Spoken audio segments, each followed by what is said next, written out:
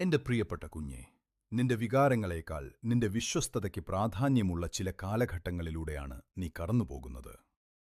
നീ എപ്പോഴും ശക്തനോ ആത്മവിശ്വാസമുള്ളവനോ അല്ലെങ്കിൽ എല്ലാം ഉറപ്പുള്ളവനോ ആയിരിക്കില്ലെന്ന് എനിക്കറിയാം.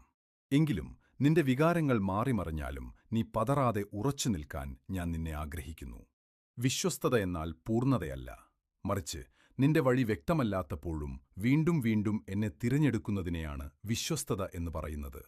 ചെറിയ കാര്യങ്ങളിൽ വിശ്വസ്തരായവർ വലിയ കാര്യങ്ങളിലും വിശ്വസ്തരായിരിക്കും എന്ന് എന്റെ വചനം നിന്നെ ഓർമ്മിപ്പിക്കുന്നു. നിന്റെ ഓരോ നിശബ്ദമായ വിശ്വാസപ്രവൃത്തിയും, സംശയത്തിനിടയിലും നീ ചൊല്ലുന്ന ഓരോ പ്രാർത്ഥനയും, അനുസരണയോടെ നീ വയ്ക്കുന്ന ഓരോ ചുവടും ഞാൻ കാണുന്നുണ്ട്. വിശ്വാസത്തോടെ നീ ചെയ്യുന്ന ഒന്നും ഒരിക്കലും വിസ്മരിക്കപ്പെടില്ല.